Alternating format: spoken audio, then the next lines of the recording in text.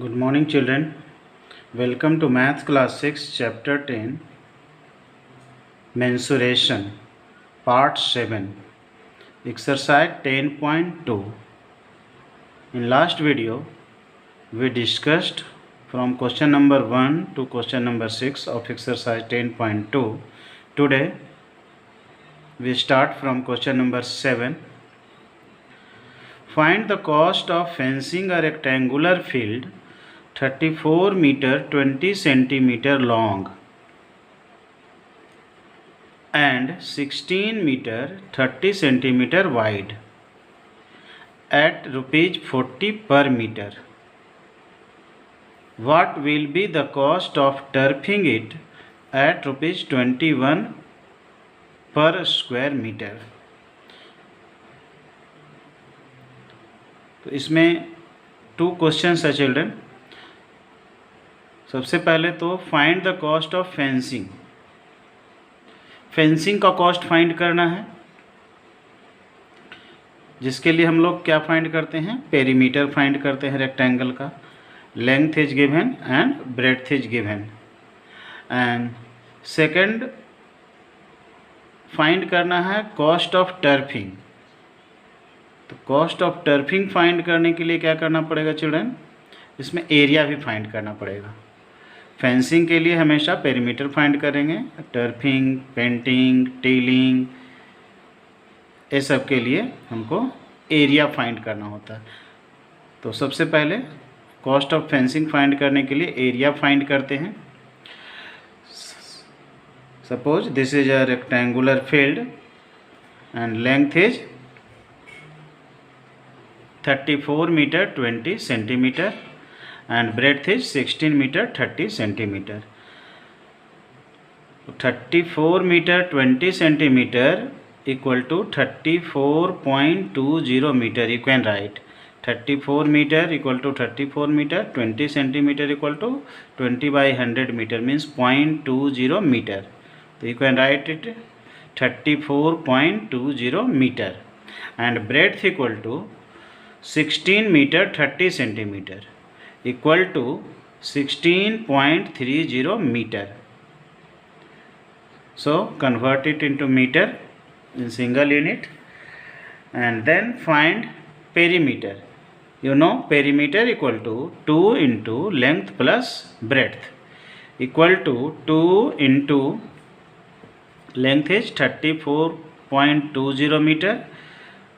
Write 34.20 meter plus 16.30 meter, that is the breadth, equal to 2 into 50.50 meter. You add 34.20 and 16.30 equal to 50.50 meter and then multiply it by 2.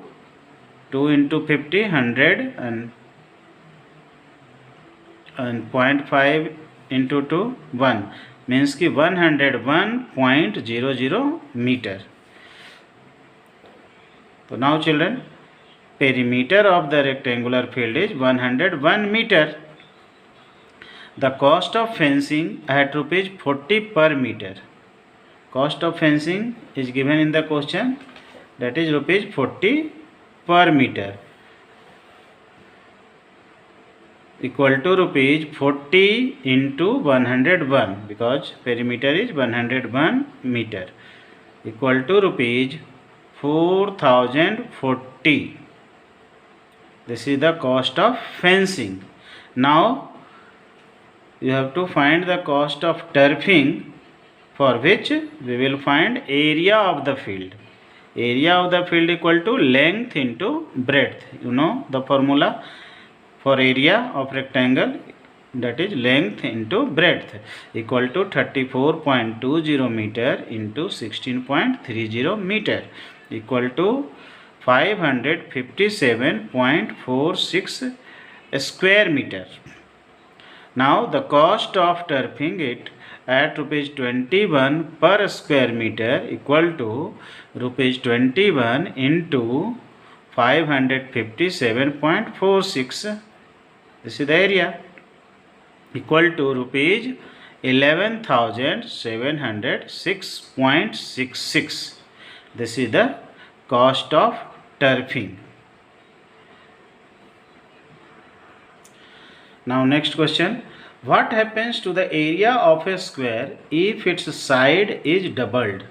Children, यहाँ पर question है कि यदि एक square है, जैसे एक स्क्वायर है, इसका साइड x मान लेते हैं x है, तो इसके एरिया का क्या होगा, मतलब कितना टाइम्स बढ़ेगा एरिया जब इसके साइड को डबल करते हैं। तो साइड को डबल करने का मतलब क्या हो स्टूडेंट्स, अगर स्क्वायर का साइड x है ओरिजिनल स्क्वायर का, तो न्यू स्क्वायर का साइड कितना हो जाएगा 2x। तो इस दोनों के एरिया में क्या रिलेशन होगा, यही फाइंड करना है। तो let the side of the original square be x, then its area equal to side into side equal to x into x equal to x square. तो ओरिजिनल स्क्वायर का area कितना हो गया चिल्ड्रन, एक्स स्क्वायर यूनिट हो गया इसका area, x square इसकी unit होगा। Now if we double the side of the square, the side of new square will be 2x। अगर ओरिजिनल स्क्वायर का साइड x था तो न्यू स्क्वायर का साइड कितना हो जाएगा 2x, क्योंकि कह रहा है कि स्क्वायर का साइड अगर डबल करेंगे तो एरिया पर क्या अंतर पड़ेगा, मतलब एरिया कितना गुना बढ़ेगा साइड को डबल करेंगे। तो साइड को डबल किए तो साइड हो गया कितना students 2x, and area of the new square equal to side into side equal to 2x into 2x। अब एरिया कितना हो जाएगा 2x into 2x equal to 2 2 जा 4 x into x x square. अब 4x स्क्वायर इसकी unit area आ गया। अब देखिए ओरिजिनल एरिया कितना था, ओरिजिनल स्क्वायर का एक्स स्क्वायर था और न्यू स्क्वायर का एरिया आ गया 4x स्क्वायर। तो आप देख सकते हैं चिल्ड्रन, इसका ये 4 टाइम्स है। एक्स स्क्वायर में 4 से मल्टीप्लाई करेंगे, एक्स स्क्वायर में 4 से मल्टीप्लाई करेंगे तो 4x स्क्वायर आएगा। मीन्स कि अगर साइड को डबल करते हैं तो एरिया 4 टाइम्स हो जाता है। तो कितना टाइम्स हुआ, इसके लिए आप ऐसे लिख सकते हैं, ratio of areas of 2 squares. दोनों स्क्वायर के एरिया का रेशियो क्या हुआ, x square divided by 4x square. तो एक्स स्क्वायर कैंसिल हो गया चिल्ड्रन, ऊपर बचा 1 और नीचे बचा 4। 1/4 इक्वल टू 1:4। 1/4 मीन्स क्या हुआ कि area of new square will be 4 times the area of original square. तो you can conclude that area of the square becomes 4 times if its side is doubled. अगर साइड को double किया जाता है तो एरिया 4 टाइम्स हो जाता है। Now question number 9, a stick assumed to be 1 meter long measured the side of a square field.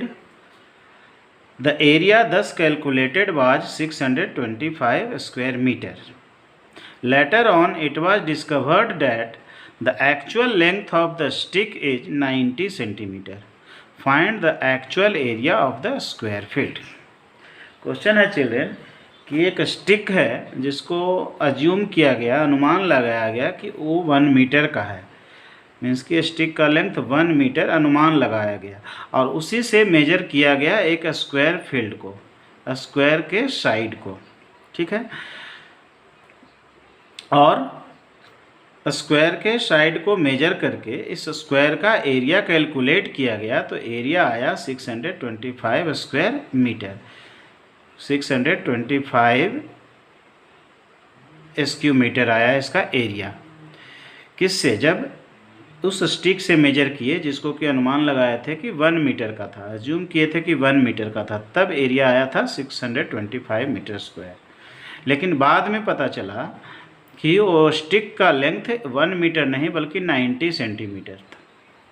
90 centimetre means कि 1 मीटर से कम था, 10 सेंटीमीटर कम था, क्योंकि 1 मीटर इक्वल टू 100 सेंटीमीटर होता है। इसका मतलब हुआ कि 90 सेंटीमीटर के स्टिक से मेजर किए थे उस स्क्वायर के साइड को। तो एक्चुअल एरिया क्या था, इसका मतलब हुआ कि एक्चुअल एरिया स्क्वायर का कम था, क्योंकि स्टिक का साइज 90 सेंटीमीटर 1 मीटर से कम था।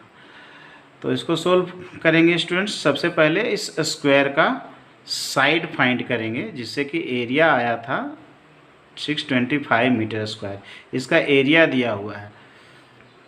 तो अज्यूम्ड लेंथ ऑफ स्टिक कितना है 1 मीटर, ये दिया हुआ है, मतलब माना हुआ है, अज्यूम किया हुआ था, अनुमानित लेंथ था स्टिक का 1 metre. Assumed area of square कितना है 625 मीटर स्क्वायर, तो एरिया भी अज्यूम्ड एरिया ही है,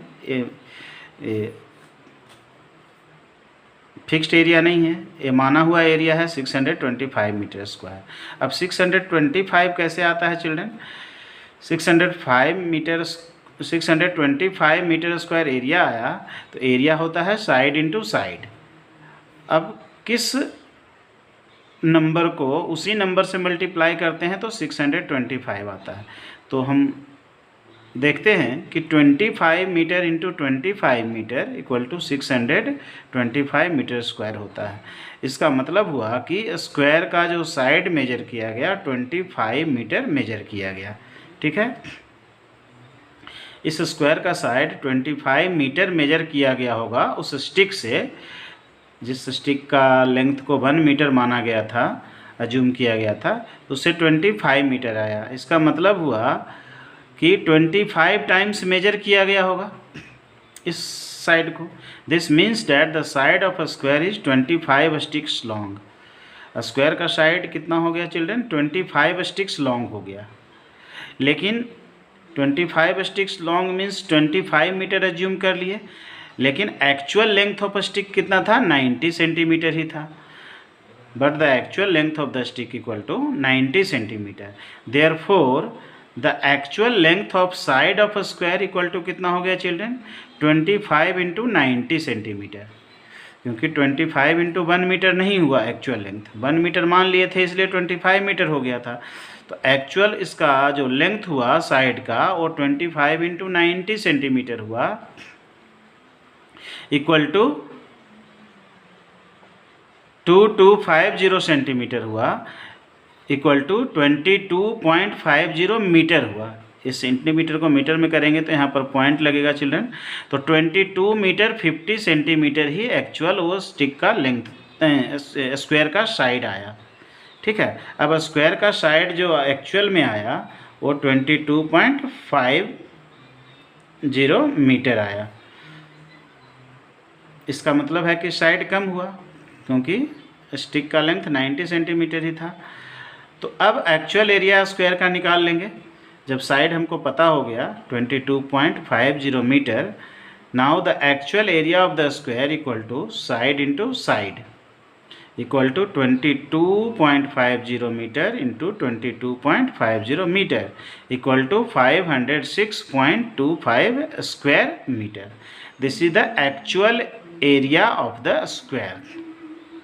ठीक है, अज्यूम्ड एरिया तो 625 मीटर स्क्वायर आया, लेकिन एक्चुअल एरिया जो है 506.25 मीटर स्क्वायर आया, क्योंकि स्टिक का लेंथ कम था, 1 मीटर के बदले 90 सेंटीमीटर ही था, क्योंकि 10 सेंटीमीटर कम आ गया। Thus the actual area of the square field equal to 506.25 meter square.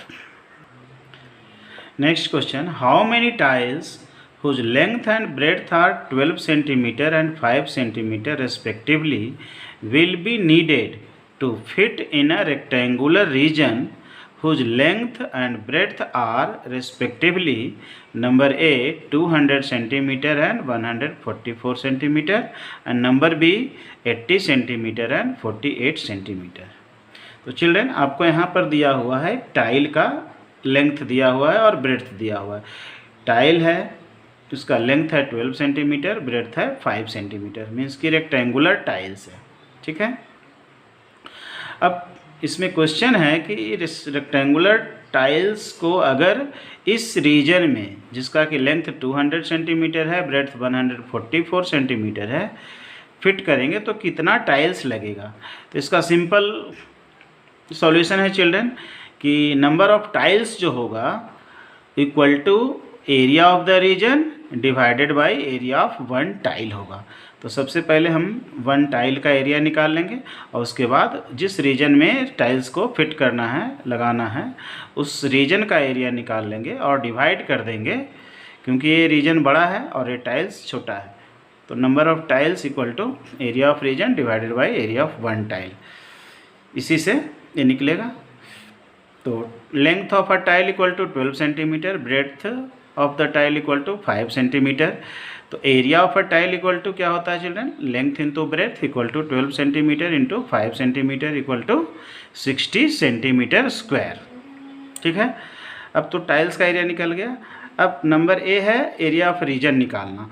तो length of the rectangular region equal to 200 centimetre it is given and breadth is given 144 centimetre.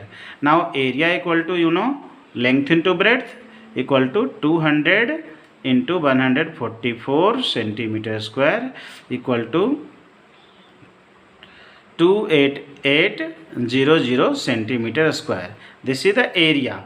अब समझिए कि ये रेक्टेंगुलर एरिया है, rectangular region है जिसका कि area ये है, और एक टाइल्स है जिसका कि टाइल्स का एरिया आया था 60 सेंटीमीटर स्क्वायर। ठीक है, तो इस टाइल्स को इस रीजन में अगर फिट करेंगे तो कितना टाइल्स लगेगा, area of this region divided by area of this tile. तो number of tiles needed equal to area of region divided by area of one tile equal to 28800 centimetre square जो कि region का area है, divided by area of one tile 60 centimetre square. तो यहाँ पर क्या हो गया चिल्ड्रन, सेंटीमीटर, ये सेंटीमीटर स्क्वायर कट गया क्योंकि नंबर ऑफ टाइल्स आपका निकलेगा तो इसका काउंटिंग होगा, नंबर ऑफ टाइल्स का यूनिट नहीं होता है। तो सेंटीमीटर स्क्वायर कट गया, ये 1010 कट गया। अभी 6 से डिवाइड करेंगे 2880 को, तो इसको डिवाइड करेंगे तो इसको ऐसे भी कर सकते हैं, 6 का टेबल पढ़ सकते हैं, 6 4 जा 24, यहाँ 28 है तो माइनस करेंगे तो 4 आएगा, 4 के ऊपर 8 कैरी करेंगे तो 48 बनेगा, 6 8 जा 48 और 1 0 ये है तो ये 0 डाल देंगे तो 480 मीन्स कि 480 टाइल्स आया। thus 480 tiles will be needed. In the same way you will do the next question, question number B. अब नंबर बी में चिल्ड्रन रेक्टेंगुलर रीजन का लेंथ अलग है, ये 80 सेंटीमीटर है और ब्रेड्थ है 48 सेंटीमीटर। तो length equal to 80 centimetre, breadth equal to 48 centimetre. Area of region हो गया length into breadth equal to 80 centimetre into 48 centimetre equal to 3840 centimetre square. और वन टाइल का एरिया तो सेम रहेगा चिल्ड्रन, 60 सेंटीमीटर स्क्वायर आया था क्योंकि वही टाइल को आपकी इस रीजन में फिट करना है।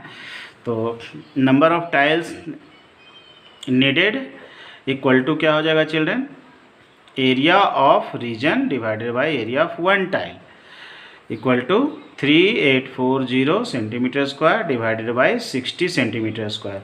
टाइल्स का एरिया पीछे निकाले थे तो सेम एरिया को यूज करेंगे, एक वन टाइल का एरिया ये है तो इक्वल टू इतना को डिवाइड करेंगे 60 से। आप ऐसे 0 0 कैंसिल कर सकते हैं और 6 से इसको कैंसिल कर सकते हैं, 6 बन जा 6 और 6 6 जा 36, 2 रिमाइंडर बचा, 2 के ऊपर 4 कैरी करेंगे तो 24 बनेगा, 6 4 जा 24, 64। Thus 64 tiles will be needed to fit in this rectangular region. इस रेक्टेंगुलर रीजन में फिट करने के लिए 64 टाइल्स लगेगा। Next question is 4 square flower beds each of side 1 metre are dug on a piece of land 7 meter long and 5 meter wide. What is the area of the remaining part of the land? Question है children कि एक rectangular piece of land है, जैसे ये rectangular piece of land है जिसका कि length 7 metre है और ब्रेड्थ 5 मीटर है, और इसमें कहा जा रहा है कि 4 स्क्वायर फ्लावर बेड्स डग किया जाता है जिसका कि साइड है 1 मीटर। तो ये एक स्क्वायर फ्लावर बेड हुआ जिसका साइड है 1 मीटर, इसका भी 1 मीटर साइड है, इसका भी 1 मीटर है और इसका भी 1 मीटर है। तो 4 स्क्वायर बेड फ्लावर बेड इसमें खोदा गया है। तो रिमेनिंग पार्ट का एरिया क्या हुआ, ये पूरा प्लॉट है, इसमें 4 स्क्वायर बेड खोदा गया, तो बाकी जो बचा एरिया इस चारों स्क्वायर के अलावे चिल्ड्रन उस एरिया को निकालना है। तो उस एरिया को निकालने के लिए क्या करेंगे, एरिया ऑफ रेक्टेंगुलर फील्ड या रेक्टेंगुलर पार्क हम फाइंड करेंगे, पूरा का एरिया फाइंड करेंगे, माइनस कर देंगे इस चारों का एरिया। ठीक है, तो length of side of each flower bed कितना है, 1 मीटर है। तो area of each flower bed कितना हो जाएगा children, side into side equal to 1 metre into 1 metre equal to 1 metre square. तो 1 फ्लावर बेड का एरिया हो गया 1 मीटर स्क्वायर।